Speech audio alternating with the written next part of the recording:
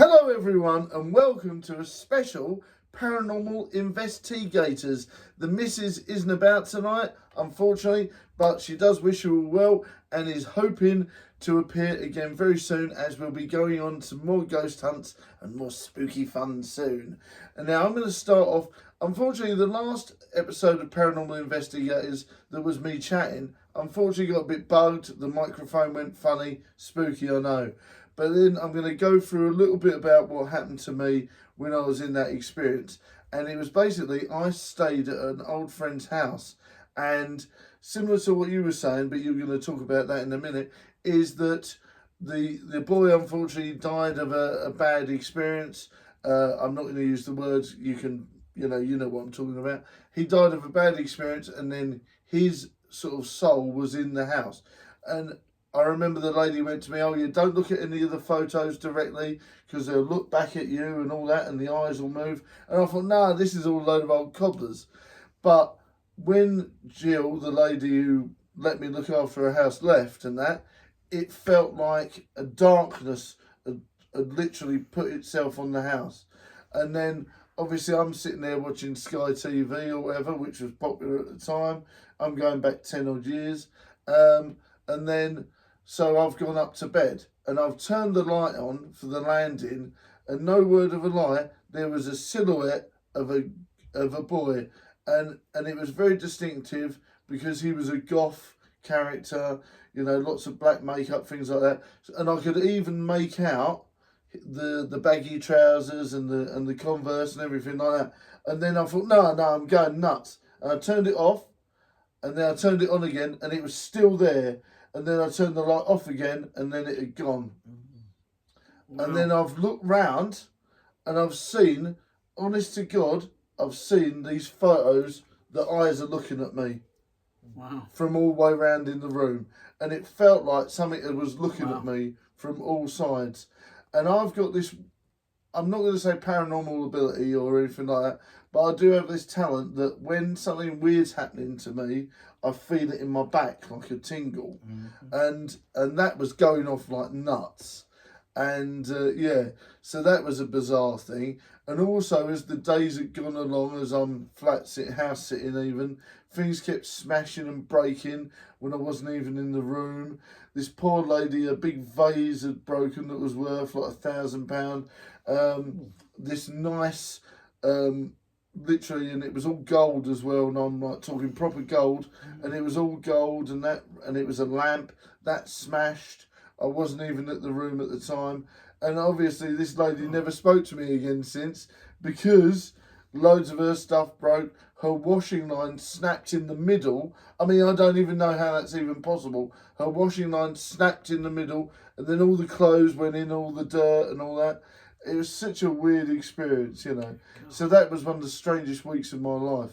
Also, my brother's flat was haunted, but I've spoke about that in another episode that's a bit clearer. Okay. In regards to photos, you're saying about the eyes were looking at you.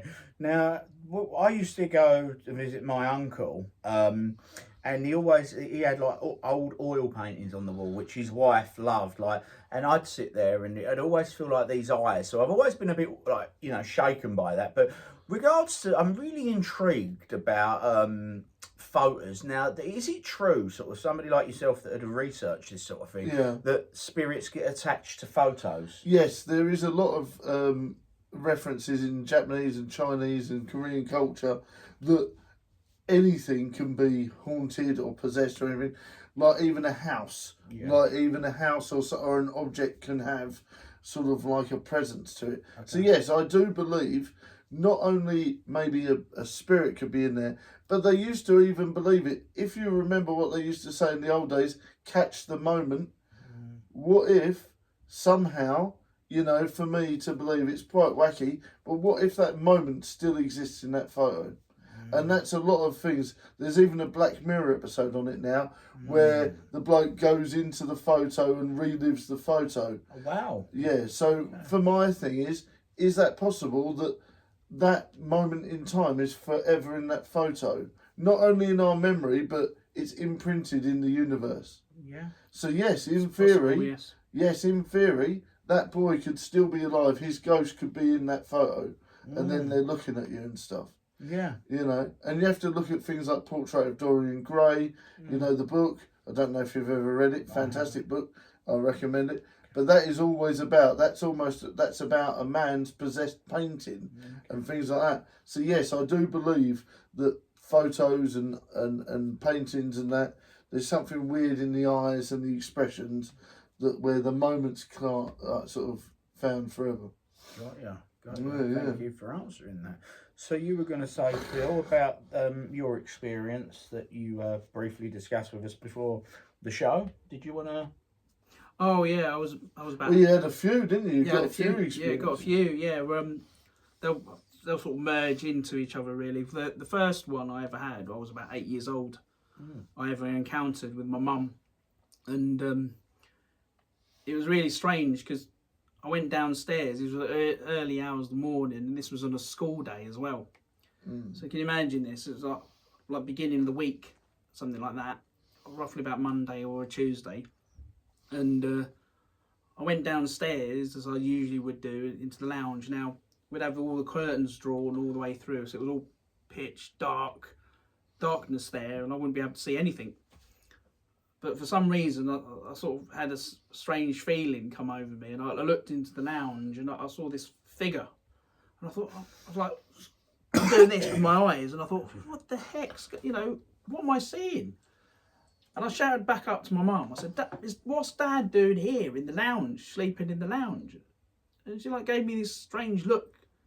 Both looked at each other and we said, no, it can't be. And she said, no, what are you on about? Your dad's at work. I thought, oh my goodness, what am I seeing? So my mum quickly, she suddenly realised that, you know, there'd be this sort of strange feeling come over her as well, because she realised that I'd noticed something, especially at that age, 8 years old, not making this up. I'd gone back upstairs and with my mum was shouting to open her bedroom window and shouting across to the neighbours, like literally across the road, to come over and help. And as you would see, you know, like on these horror films, and sort of, like you would see like the children and the mum and dad coming in, and they're like near the door frame, and as they came in, they had the torch out like Scooby Doo, as you would do. It's like, ah! So they're coming in, and then you got the one. I think the youngest would be like my friend would be like they'll be all like piled up near the door frame, just looking through, and trying to find out. They were scouring the house for what I thought was there for 2 hours, and there was nothing else there. And then the next thing you know, my mum said, look, waited until they'd gone. Said, are you sure you saw Dad? I said, yeah, no. You actually saw, it was like a silhouette glowing in like a figure of my stepfather looking at me and beckoning me into the lounge. And I thought it was really strange because I had this like really haunted sort of feeling come over me, this tingly feeling, thinking, what the heck have I just noticed? I'm only 8 years old, and I thought, what the heck's this strange man asking me to come into the lounge? And I thought, wow, very interesting. No, I never forgot that. That's why it's just been stuck in my mind. Now, can I ask you a personal question? Sure. Is your stepdad still alive? No.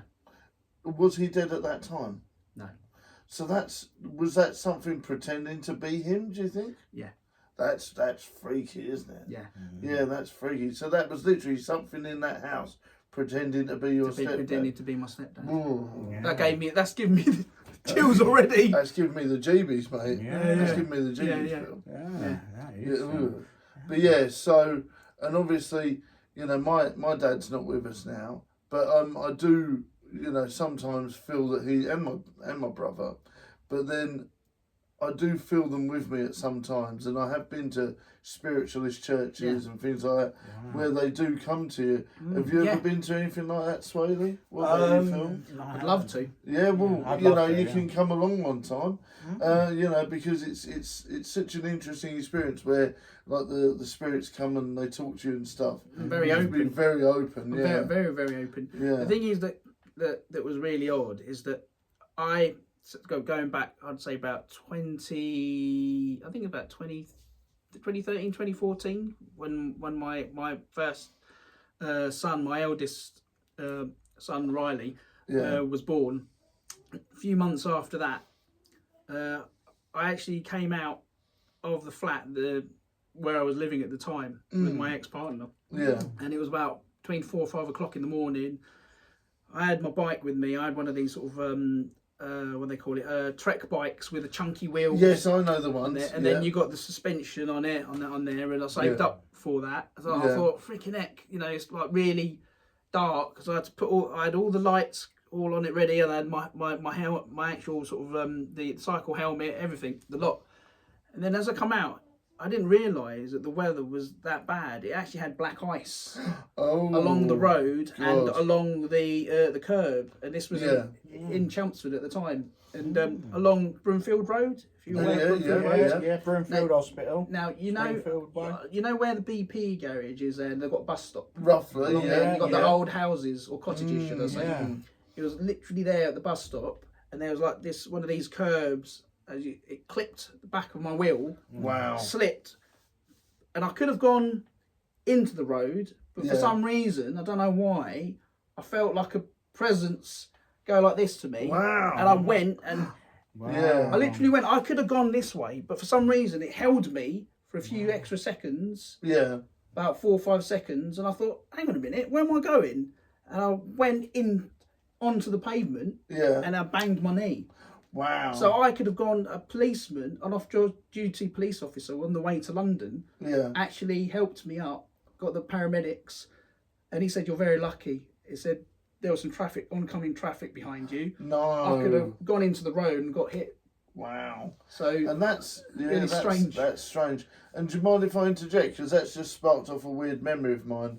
Now, obviously, when we were kids, I always tell my son, don't climb the stairs, things like that. But I was a terror for it. Same. And I remember one time, right, I used to do this thing where I was like, how many steps can I jump down? Right? Now, one time, I swear to goodness, right, I've jumped from the top to the very bottom. Wow. And I didn't do, like, I would have really hurt myself if I'd have actually done that. And I landed on my feet, didn't hurt myself at all.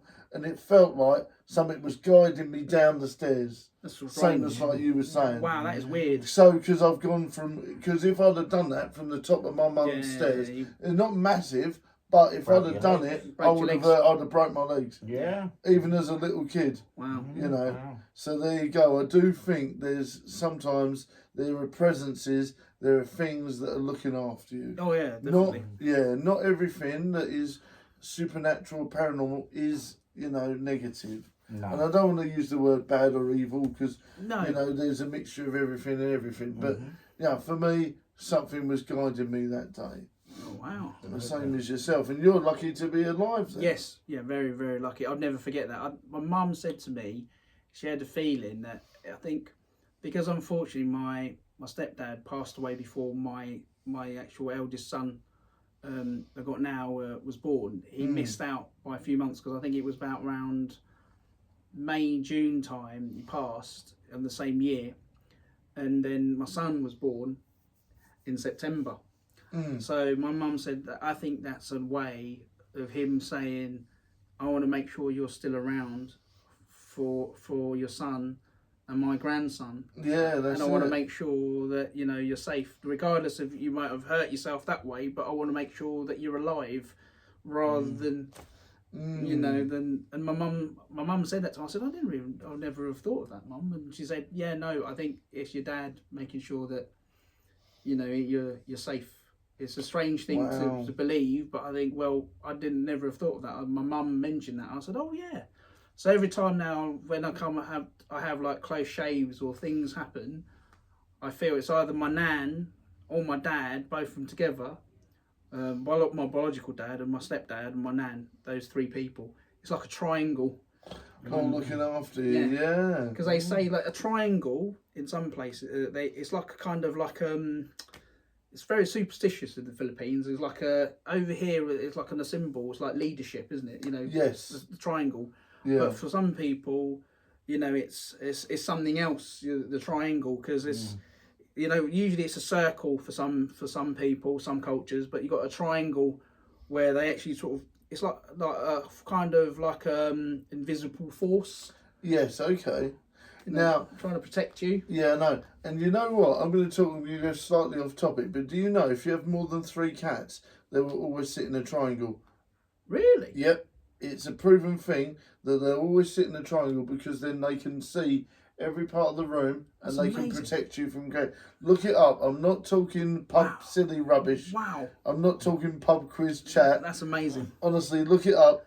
If you have more than 3 cats, they'll always sit in a triangle because then one can see in there, one can see there, one can see there, and then they can protect the house. That's amazing. And it is always It is always a form of a triangle. Look it up. I'm not going. So mad. really, they're like an animal form of like gargoyles, aren't really? Yeah, they are. They're protecting the house. Wow.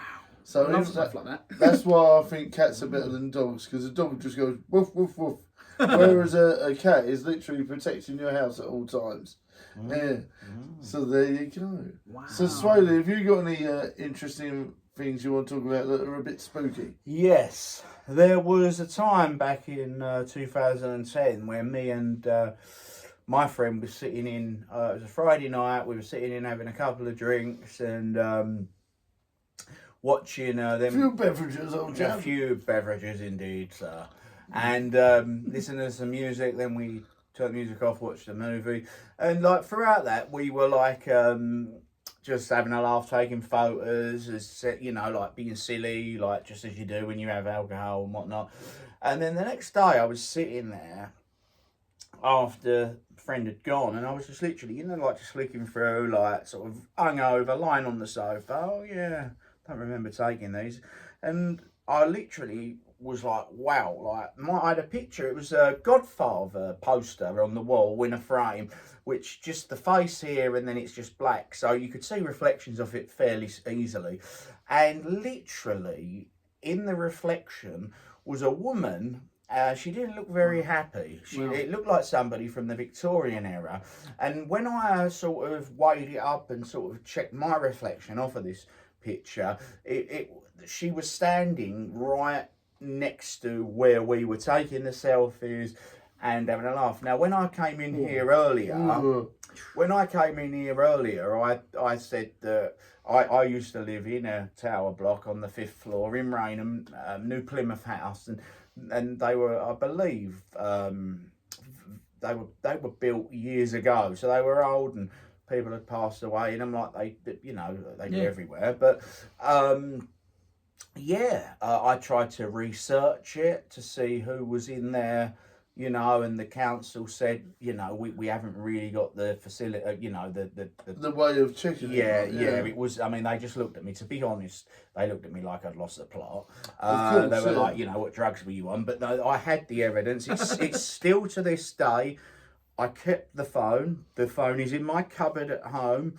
It's the first ever iPhone that was released in 2010. Got a cracked screen, but the picture is still on there. And I could sit there, and I'll bring it the next time you guys do this show, and I'll show yourselves and the audience. But it's as plain as day. It is an angry looking, like, and it scared the absolute.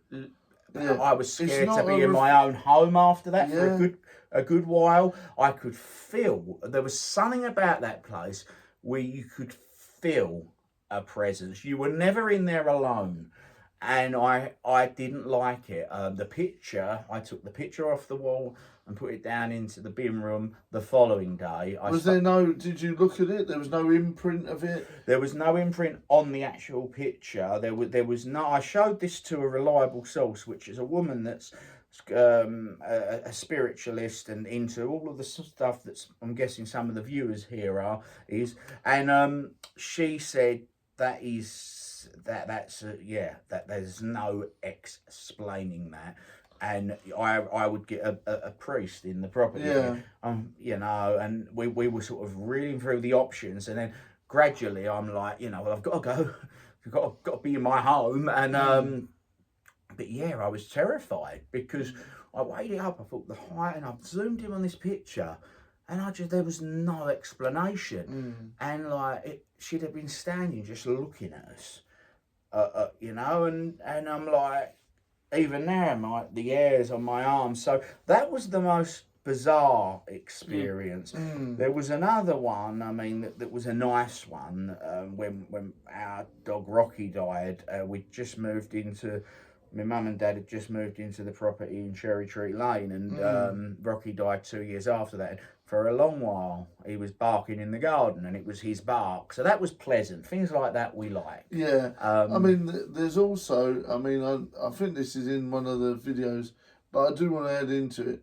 There's a fiddler on the roof, like sort of a musical box. Yeah. And it's sort of like, you know, something to do with the house, something to do with one of my family members. But every time something weird or bad happens in the family, that bloody thing goes off. Wow. And no one's wound it up, no one's No near it. explanation. And my mum says, oh yeah, be careful, Jeff, because the music box has gone off.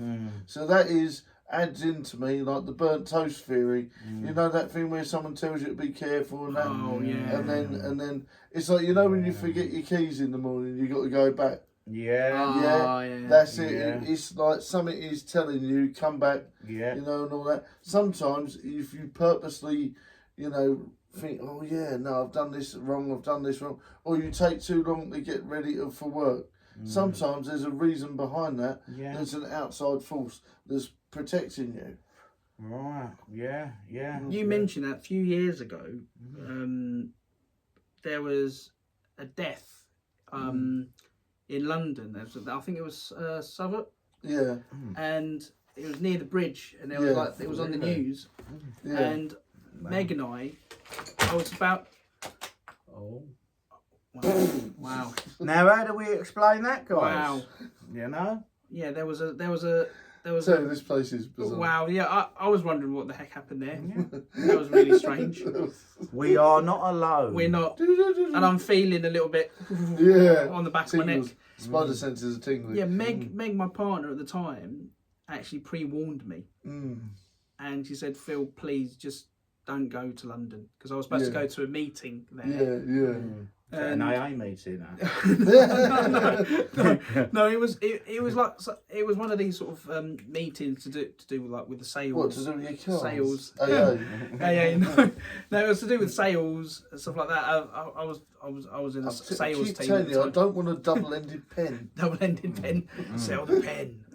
Yeah, and it was really strange because Meg said to me, "I've got this overwhelming feeling that something's not quite right. If you go at this time, at this place, at this time, something bad's going to happen there." Yeah. Ooh. And then when I didn't go, a few hours later, the news flash came up, and it was exactly the place, the spot where I was supposed to go. Well, and she pre-warned me, and I was like, "How did you know this, Meg? It's really strange." It's really spooky. And I thought, Meg, no, you're making it. I went, no, I can't explain it, Phil. I just know that you can't go to these. Yeah. That's like, you know, when you walk down the road and you got this feeling that you think, if I go down here, usually you go, oh, that's fine, I'll walk down there, and then you get this presence and you think, that's it. Hang on a minute, no, I'm not going to walk down that way. I'm going to go the different direction. Yeah. And then you hear the next day something's happened down that exact area where you were just about to walk down, and you think, oh, I'm glad I followed my instinct. Yeah, and that reminds me, there's twofold things that happened to me. Well, it didn't happen to me, it happened to my brother, God rest his soul, he's not with us anymore. But you remember that time, donkeys years ago, when there was a bomb on one of the double-decker buses in London? 2005. Right? Yes, Yep. Right, my brother missed that bus by a millimetre. In other words, he was banging on the door, calling the geezer and see you next Tuesday. Going, oh, I'm late for work, bang, bang, bang. No. And the geezer drove off without him, and he got the bus after that. Wow. Oh, wow. You know what I mean? So that is... very... wow. Yeah.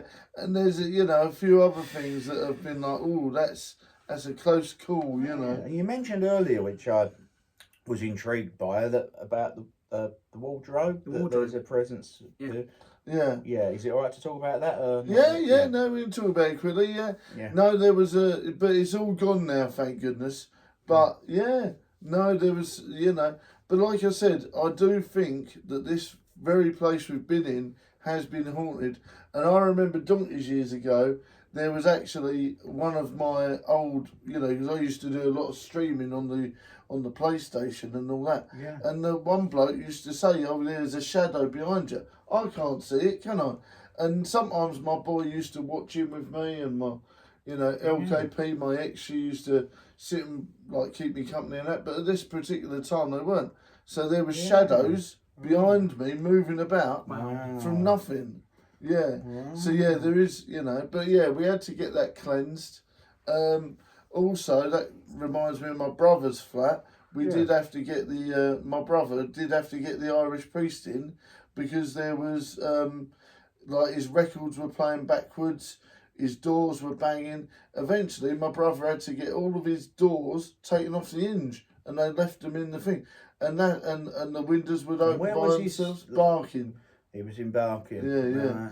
And and believe it, barking's a bit of a weird paranormal hotspot. Believe it. It is. I've heard that. Yeah. And he had to get all the windows like sort of taped up and everything. It's such a strange thing. But yeah, they got the Irish priest in and got that all done. And I think what's scary as well is like, especially someone like me that's got like a OCD personality with certain things, like doing things in orders. I think anything, and not just people with OCD, but a lot of people in general, that the stuff that you can't control, that you can't put an explanation to, is when you're freaked, isn't it? You know, like that's it. Yeah. How do you explain, like with your brother's place, the doors, you know, how do you explain a shadow behind you in here when you're on the, you know, you can see from looking at the screen now. And I would have used a ring light such as like that, and it doesn't pick up any shadows, as you can see, only very rarely up behind us. Yeah. But there's nothing else. And that would have been glaring right in my face, and that, you know, and people would have been out to see. Yeah. It's really, there aren't explanations, are there, you know? No. And, so it's very interesting to see how we go. But thank you very much for appearing on Paranormal InvesTEAgators with us. Thank you. And thank you, Swaley, and thank you, Phil. And the missus will be back soon as possible, no doubt. And we've had a lovely time. But yeah, we're going to share some more spooky stories, no doubt, next time. Because I've got tons. So yeah, thank you very much, guys. Thank you very much. Thank you. It's a pleasure. Yeah, no worries. And please do check out, let's do all the socials. You know, Brawling Badger Productions, you know that. What about you, Phil? The Phil Carew Show podcast, and I'm also on TikTok as well. Yeah, that's it. And Me too. Yeah. Tuesday night, 8 o'clock, BBC One, Crime Work. 80s and 90s retro collector, YouTube, Instagram, X, Swaley Lock name, Prime Video, Mother's Child, and very soon, this gentleman's film. Yes, Ballamoron 2 will be out soon enough, but it's not going to be called that, it's something else. But yeah. And a new cast member. Fingers crossed, yeah, we're going to find you a little slot. But yeah, I'm looking forward to seeing you all there, and thank you very much for watching. Don't forget to check out my short film that I just released, where it was pretty much called It's Behind You or something daft like that. I can't remember the name of my own film. When you're playing the PlayStation. That's how scattish I am. I can't even remember the name of my own film.